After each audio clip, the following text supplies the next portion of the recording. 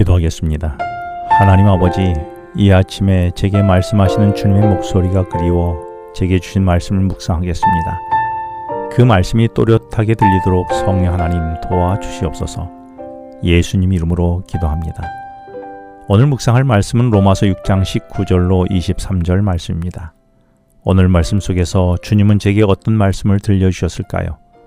로마서 6장은 믿음으로 의롭다함을 받아 구원받은 그리스도인들이 어떻게 살아가야 하는지 말씀해 주고 있습니다. 그래서 로마서 6장을 시작하며 3절에서 알지 못하느냐며 내가 어떠한 존재가 되어야 하는지 깨달아야 함을 말씀하고 있습니다. 왜냐하면 기독교는 명상의 종교가 아니라 깨닫고 그 깨달음대로 실천하는 종교이기 때문입니다. 천국에 관한 내용을 다루고 있는 마태복음 13장에서도 예수님은 천국에 대해 말씀하시면서 51절에서 이 모든 것을 깨달았느냐라고 질문하십니다. 왜냐하면 아무리 좋은 말씀이어도 내게 말씀하시는 음성으로 깨달음이 없다면 천국 말씀은 내게 천국 말씀이 되지 못하기 때문입니다. 나는 매일 묵상하는 말씀이나 예배를 통해 주어지는 하나님의 말씀을 듣고 어떤 깨달음이 있었습니까? 그런데 그 깨달음대로 나는 삶으로 살아가고 있습니까? 그리고 바울은 11절에서 여길지어다 라고 했습니다. 이는 깨달음이 있다면 깨달은 대로 실천하기 위해서는 결단을 하라는 것이죠. 그리고 이어서 13절에서 드리라 라고 했는데 신앙의 성숙을 위해 실천을 강조하고 있는 말씀입니다. 따라서 우리 삶의 성숙과 거룩한 그리스도인으로서의 삶을 위해 말씀을 주기적으로 반복하여 묵상하면서 말씀을 깨닫고 그 깨달은 말씀에 따라 결단하며 그 결단에 따라 내 삶에 실천하여 적용하는 삶을 살게 된 것이 그리스도인 성장과 거룩함을 위한 성화의 과정이 된다고 로마서 6장에서 바울은 이야기하고 있는 것입니다. 주님은 누가복음 10장 37절에서 너도 이와 같이 하라고 하셨고 마가복음 8장 34절에서는 자기를 부인하고 자기 십자가를 지고 나를 따르라고 하셨습니다. 그리고 요한복음 13장 34절에서는 너희도 서로 사랑하라고 하셨지요. 주님은 모두 실천을 명령하셨습니다. 주님의 말씀은 생각 속에 머물러 있는 말씀이 아니라 실천되어 삶으로 드러나게 하는 것이며 이런 바른 실천은 거룩한 삶으로 완성되는 것입니다. 오늘 본문은 구원받은 자로서 바른 깨달음과 바른 결단 그리고 바른 실천의 삶을 살아야 하는 이유를 19절에서 너희 육신이 연약함으로 내가 사람의 예대로 말한다 라고 했는데 이 말은 너희의 깨달음이 얕으니 단도직입적으로 이야기하겠다는 것입니다. 그러면서 전에 너희가 너희 지체를 부정과 불법에 내주어 불법에 이르렀다라고 말하지요. 이 또한 그동안 너희가 부정과 불법을 저지르기만 했지 선하고 의로운 일을 했다면 한번 당당히 이야기해보라는 것입니다.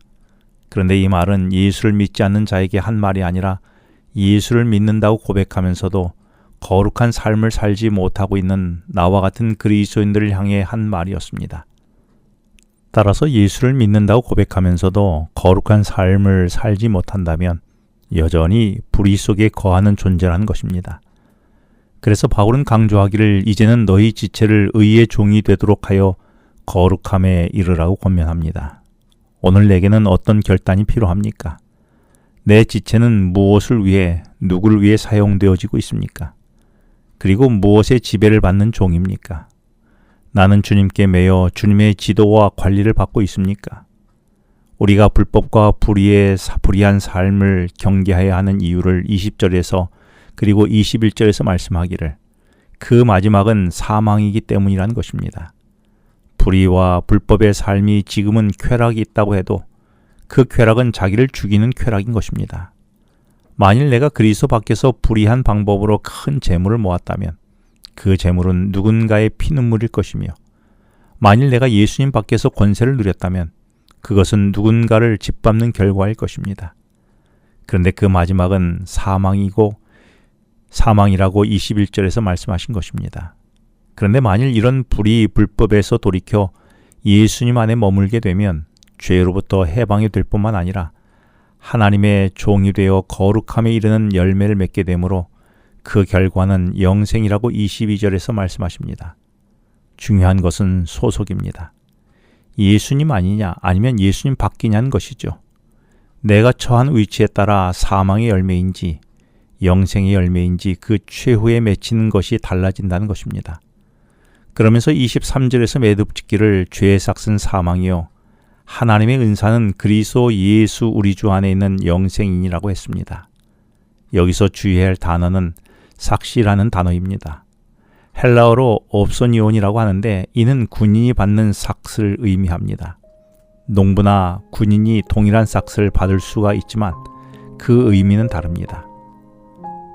왜냐하면 군인이 받는 삭스는 목숨을 건 결과로 받는 것이기 때문입니다. 따라서 23절의 말씀은 평생 목숨을 걸고 일평생 싸우듯이 살며 재물을 모으고 권력을 모았다고 해도 그 결과는 죽음이라고 하는 것입니다. 다시 말해 죽음을 위해 목숨을 걸었다는 말이지요. 얼마나 허무한 일입니까? 따라서 내가 예수님 밖에서 일평생 새벽부터 밤까지 목숨을 걸고 공부하고 업적을 쌓아도 그 결과는 사망을 위한 것입니다. 그렇다면 오늘의 나는 어떻습니까? 지금 나는 무엇을 위하여 목숨을 걸고 있습니까? 영생입니까? 아니면 사망입니까? 기도하겠습니다. 하나님 아버지, 오늘 내가 그토록 목숨을 걸고 하는 일들이 주님 밖에서 이루어지는 사망을 위한 허무한 것이 되지 않도록 그래서 주님 안에 머무는 오늘이 되게 하여 주시옵소서. 예수님 이름으로 기도합니다. 지금은 개인 기도 시간입니다. 오늘 주신 말씀을 묵상하면서 주어진 기도 제목과 개인 기도 제목을 놓고 기도하시겠습니다.